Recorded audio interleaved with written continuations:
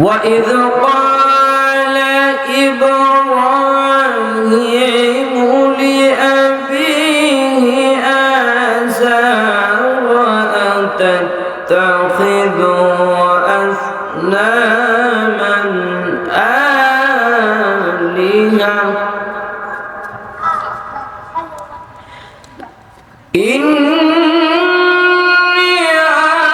أراك وقومك في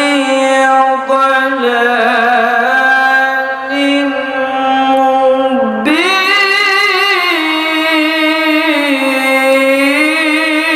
مبين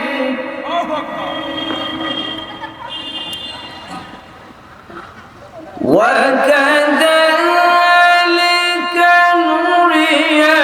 إبراهيم ملكوت السماوات والأرض وليكون من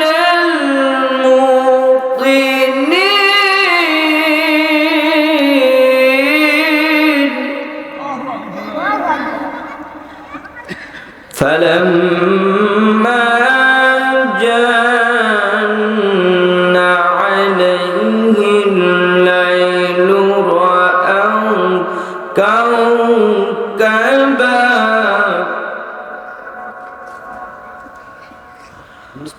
قال هذا ربي فلما أفل قال لا أحب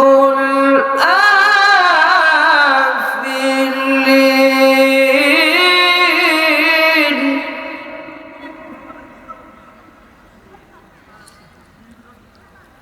فلما رأى القمر بازغا قال هذا ربي فلما أفل قال لئن لم يهدني ربي لأكون من القوم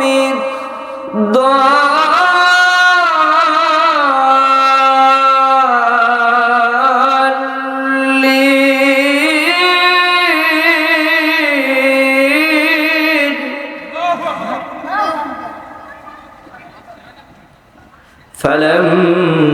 فلما رأى الشمس بازغة قال هذا ربي هذا أكبر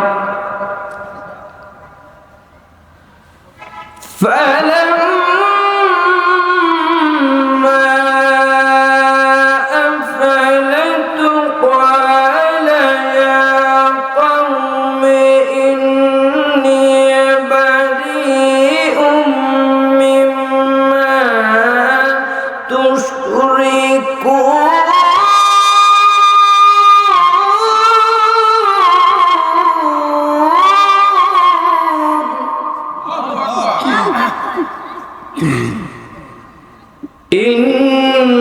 إني وجهت وجهي للذي فطر السماوات والأرض حنيفا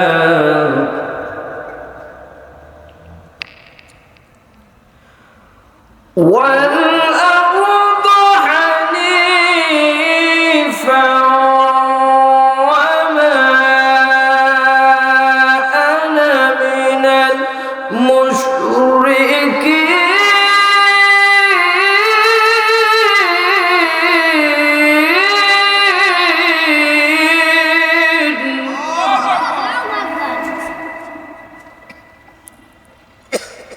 فترى السماوات والأرض حنيفا وما أنا من المشركين